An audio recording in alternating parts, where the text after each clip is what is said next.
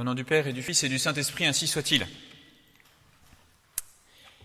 Qui d'entre nous n'est jamais passé à côté de quelqu'un dans la nécessité, un mendiant ou une personne en souffrance, en difficulté, qui n'est jamais passé à côté sans rien faire? Nous avons tous quelque chose du prêtre et du lévite de la parabole du bon samaritain. Et par conséquent, essayons aujourd'hui de comprendre qui est ce prêtre, qui est ce lévite, et pourquoi, dans leur être, leur façon habituelle d'agir, il y avait quelque chose qui les disposait mal et qui, le jour où ils se sont trouvés à côté de cet homme laissé sur le bord du chemin à demi-mort, ils n'ont rien fait. Ils n'ont rien fait, ont fait un détour, sont passés outre. Nous n'entrerons pas dans les suppositions de tous les raisonnements et les justifications intérieures qu'ils ont pu se faire à ce moment-là. Nous pouvons en faire l'expérience sur nous-mêmes, lorsque nous-mêmes avons cette lâcheté de ne pas porter secours à notre prochain qui est en détresse proche de nous. Mais nous analyserons plutôt donc qui était dans la société juive le prêtre, le lévite, quels étaient leurs comportements habituels et pourquoi notre Seigneur Jésus-Christ les prend en exemple dans cette parabole. Alors le prêtre dans la société juive, le prêtre de l'Ancien Testament, c'est certainement la personne la plus honorable et la plus honorée de la société juive, puisque la société juive est une société très religieuse et que le sacerdoce est la plus haute dignité religieuse. Donc le tout prêtre, bon ou mauvais, est honorable, très très digne de ses honneurs. Mais le risque, le danger, c'est de s'approprier ces honneurs. Et c'est le danger qui va toucher les prêtres juifs du temps de notre Seigneur Jésus-Christ. Ils vont s'installer dans leurs fonctions qu'ils ont de naissance. Ce sont les descendants d'Aaron. Parce qu'ils descendent d'Aaron, de naissance, ils sont prêtres. Ils sont destinés à cela. Il y a quelque chose de confortable dans cette possession du sacerdoce. Ils vont donc s'y installer. Ils vont s'approprier ce don de Dieu qui les fait prêtres, c'est-à-dire qui les fait intermédiaires entre le peuple et Dieu. Comment se réalise cette médiation dans l'Ancien Testament? Les prêtres, par période, ont des services à rendre au temple de Jérusalem, le seul lieu où on peut offrir des sacrifices agréés par Dieu. Alors, à plusieurs périodes de l'année, ils ont leur service à prendre, ils vont au temple et chaque jour, ils offrent les sacrifices. Devant le temple, ils immolent matin et soir les animaux offerts quotidiennement. Et puis, ils peuvent entrer dans le saint, première partie intérieure du temple, dans laquelle ils renouvellent les pains de proposition, qui sont des pains très spécialement confectionnés, qui sont offerts à Dieu, dans lesquels ils viennent offrir l'encens qui brûle comme en agréable odeur devant Dieu. Et la présence de Dieu se trouve derrière le rideau qui sépare le saint du saint des saints. Et le saint des saints, c'est le lieu de la présence de Dieu, où ne rentre que le grand prêtre une fois dans l'année. Tous ces sacrifices rituels de l'Ancien Testament qui se renouvellent ne sont que des préparations, que des figures, que des annonces du Christ et de son sacrifice. Le seul sacrifice véritablement efficace, le seul véritablement agréable à Dieu, le seul véritablement à la hauteur de ce que nous devons à Dieu. Et donc, tout ce culte de l'Ancien Testament n'a de sens qu'en préparation, qu'en désignant, qu'en professant la foi dans ce sacrifice à venir, du Messie à venir. Et alors ce sacerdoce, il est bon, il est très bon. Comment ce sacerdoce qui est bon dévie-t-il? s'appropriant cette grâce qui est un don de Dieu, le prêtre va petit à petit s'aveugler. Il va s'aveugler et il va perdre le sens du Christ, du Messie à venir. Et oui, si l'on pense à ce Messie à venir, ça nous rappelle que notre sacerdoce est transitoire, qu'il est dans la dépendance de ce Messie à venir, qu'un jour il passera. Alors que sinon, eh bien oui, on peut renouveler indéfiniment ces sacrifices. Et puis, dans les circonstances qui sont propres au temps de notre Seigneur Jésus-Christ, le prêtre, il est, pour rester à sa place digne d'honneur, tributaire de l'autorité civile des Romains. Il faut savoir que depuis l'occupation romaine, eh bien, chaque année, ce sont les autorités civiles qui renouvellent l'agrément du grand prêtre. Caïphe est nommé par les Romains. Et donc, les prêtres auront cette tentation d'être conciliants, de rabaisser leurs exigences pour se ménager les bonnes grâces de l'occupant païen. Et donc, cette tendance générale va se généraliser précisément dans le sacerdoce juif. Et ce sera tout ce qu'on appelle les Sadducéens. Les Sadducéens dans l'Évangile, qui sont à bien distinguer des pharisiens, ils sont surtout parmi les prêtres. Et eux, par exemple, influencés par les païens, ils ne croient pas à la résurrection de la chair. Signe, vous voyez, c'est l'un des points sur lesquels leur foi va dévier à cause de leur libéralisme. Tout ça parce que initialement les prêtres se sont enorgueillis et se sont appropriés les dons de Dieu. Et donc, puisqu'ils perdent l'humilité, ils perdent le sens du Christ, leur religion devient formaliste. Ils continuent à appliquer les gestes extérieurs, mais cela perd son sens.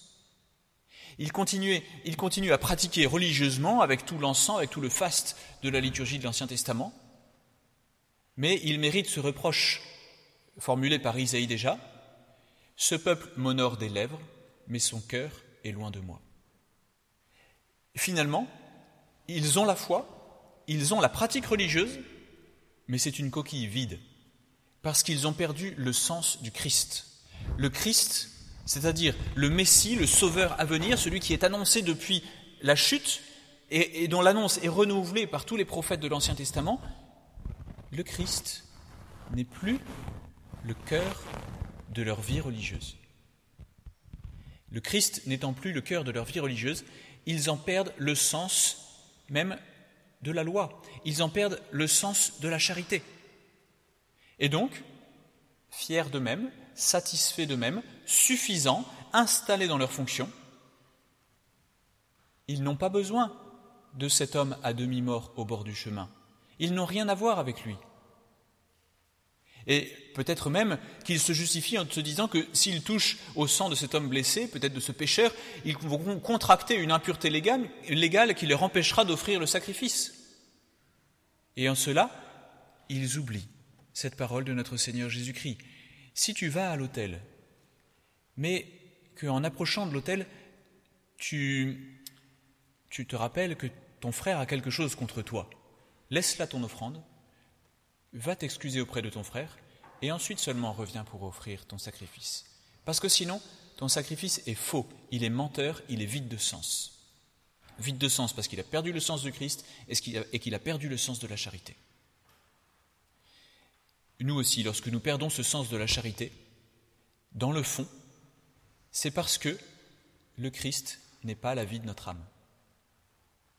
Nous pouvons venir à la messe tous les dimanches. Nous pouvons être en possession de trésors liturgiques extraordinaires.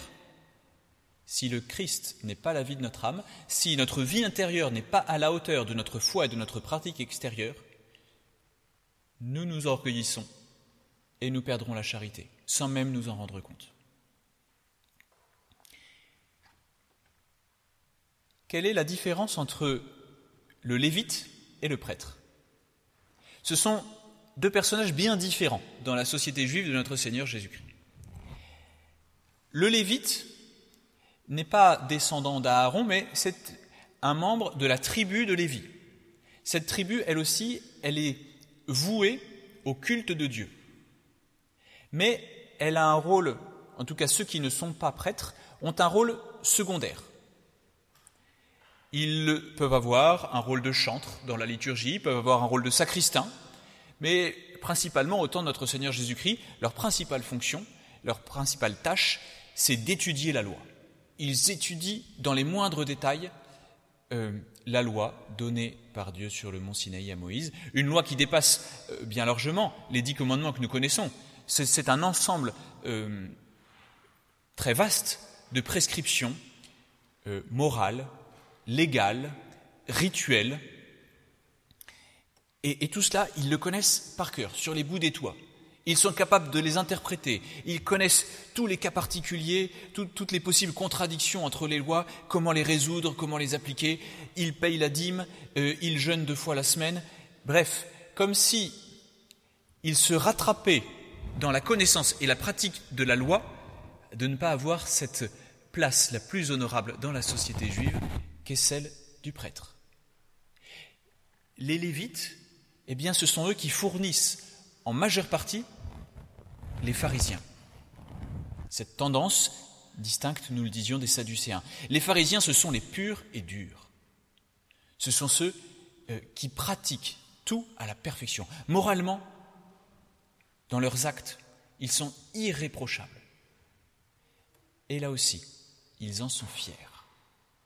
Là aussi, ils s'approprient cet autre don de Dieu qu'était la loi. Une loi qui était là pour donner les indications de ce qui plaisait à Dieu, mais qui était là pour être pratiquée dans la dépendance de la grâce, et de la grâce obtenue par la foi dans le Christ qui devait venir. Les pharisiens, eux, s'approprient la loi. Ils n'ont plus besoin de la grâce. Par leur propre force, par leur étude, par leur fidélité, leur attitude est bonne et juste aux yeux des hommes. Et ils s'enorgueillissent. Pourtant, comme le pharisien qui priait à la synagogue, ils rendent grâce à Dieu de ce qu'ils ne sont pas comme le reste des hommes, de ce qu'ils accomplissent parfaitement la loi, de ce qu'ils la connaissent bien. Et ensuite, ils donnent des leçons aux autres hommes pour faire comme eux. Ils se montrent en exemple, en modèle. Mais voilà, le problème, c'est qu'ils se sont enorgueillis. Ils se sont appropriés ces dons de Dieu. Et contrairement aux prêtres qui deviennent libéraux, installés, conciliants, lâches, eux, ils s'érigent en juges, ils s'érigent en maîtres. Ils s'érigent en modèle. Eux fournissent énormément d'efforts. Mais ces efforts, ce sont des efforts humains.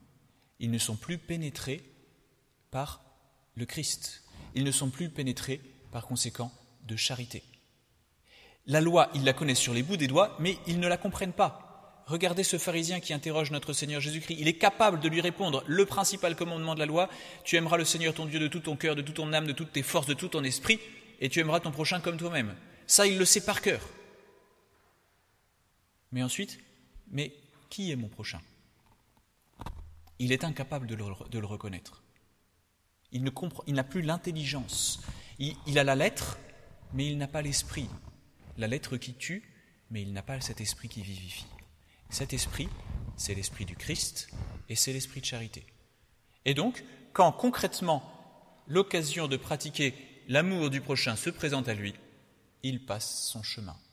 Certainement, là aussi, parce qu'il a peur de se souiller, parce qu'il a peur de manquer à je ne sais quelle prescription légale. Il a inversé les choses. Ce n'est plus la loi qui est au service du Christ, c'est la loi qui est au sommet. Et en définitive, c'est la loi qui est à son service à lui. Parce que, en étant fidèle à la loi, ça fait de lui un modèle. Et par conséquent, il se rend incapable de reconnaître le Christ et il se rend incapable de pratiquer la charité. Eh bien nous, ce danger nous guette aussi. Ce danger nous guette si nous n'avons pas suffisamment de vie intérieure. Si nous nous satisfaisons de ne pas tuer, ne pas voler, ou ne pas tomber dans le péché mortel, et que nous y parvenons à force d'efforts, d'ascèse, de régularité, mais que nous le faisons par nos propres forces, dans le fond, nous sommes morts. Nous sommes morts à Jésus-Christ. Jésus-Christ est un étranger pour nous. Est-ce que notre vie chrétienne se résume à un code moral, ou est-ce que c'est d'abord et avant tout une vie non pas morale mais théologale, une vie centrée sur Dieu, sur le Christ, sur le Sauveur, sur cette personne-là qui doit être la plus intime de toutes les personnes à notre âme, qui doit être la vie de notre âme. Sans cela, nous manquerons les occasions qui nous sont données d'être charitables vis-à-vis de notre prochain. Alors là, lorsque nous sortirons de la chapelle, lorsque nous traverserons le village, lorsque nous verrons ces touristes qui n'ont pas satisfait au devoir dominical, qui peut-être sont habillés de façon immodeste, qui peut-être nous regarderont d'un air méprisant, est-ce que nous passerons notre chemin ou est-ce que nous cherchons la façon appropriée d'exercer la charité ?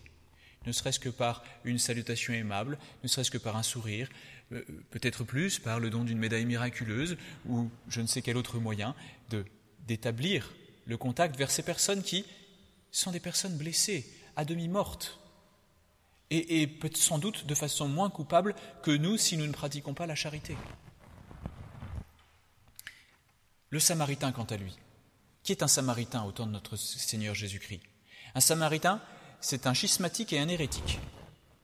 Les Samaritains, en fait, c'était une population qu'on qualifierait de métisse, issue de juifs et de païens, qui étaient arrivés pour peupler cette région au moment de la destruction de Jérusalem par Nabuchodonosor et de l'exil à Babylone.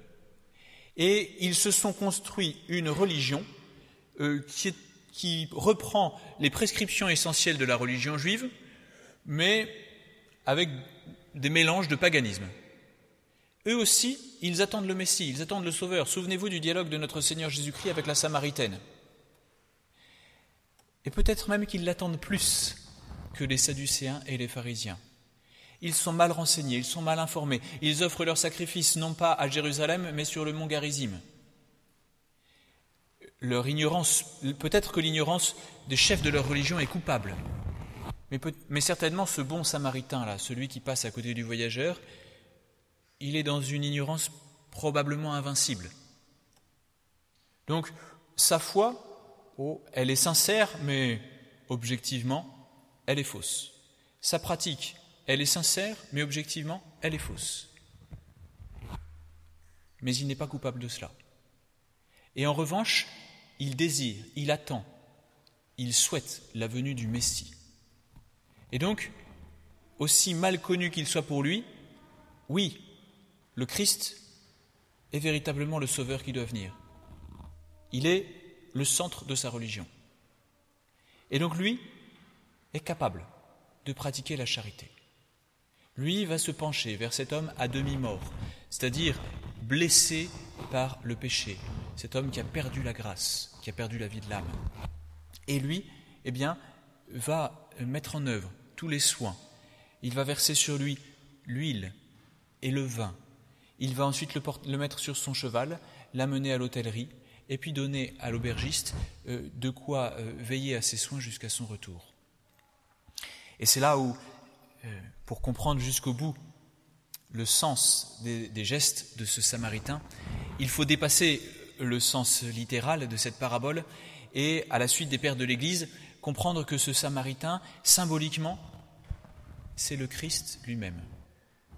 C'est le Christ qui va venir se pencher sur nous, misérables pécheurs. L'huile qu'il verse sur les plaies, c'est l'huile de sa divinité unie à son humanité. On désigne l'onction de notre Seigneur Jésus-Christ, qui fait de lui le Christ, comme réalisée au moment où sa nature divine s'unit à sa nature humaine. Voilà, cette huile, c'est l'incarnation de notre Seigneur Jésus-Christ mise en contact avec nos péchés. Et le vin, c'est le vin du sacrifice. C'est le contact du sacrifice de notre Seigneur Jésus-Christ avec notre humanité blessée. Oui, voilà. Si nous acceptons, si nous recevons ce contact de Jésus-Christ incarné, de Jésus-Christ sacrifié, mort pour nous sur la croix. Ce contact, par la pratique intérieure, sincère, profonde de la vie sacramentelle et de la vie chrétienne. Alors oui, nous bénéficierons de cette vie qui est la vie de notre Seigneur Jésus-Christ. Et alors, si nous nous identifions cette fois-ci donc à ce blessé, rappelons-nous, la fin de la parabole, il y a cette inversion un peu étonnante. Notre Seigneur dit que c'est le Samaritain qui a été le prochain du blessé. Comme si c'était le blessé qui avait pratiqué la charité vis-à-vis du Samaritain. Il y a une inversion qui s'explique en tout cas linguistiquement, qu'on trouve dans le texte latin, dans le texte français, et qui nous fait dire que ce qui est important pour pratiquer cette charité, c'est d'abord d'accepter d'être soigné par Jésus-Christ. C'est d'abord accepter qu'on se penche sur nous et sur notre misère. Et donc c'est d'abord être dans cette humilité, accepter de dépendre des autres, et acceptant cette dépendance, cette humilité, nous saurons aussi pratiquer la charité vis-à-vis de notre prochain. Et donc c'est la grâce que nous demanderons aujourd'hui, au nom du Père et du Fils et du Saint-Esprit, ainsi soit-il.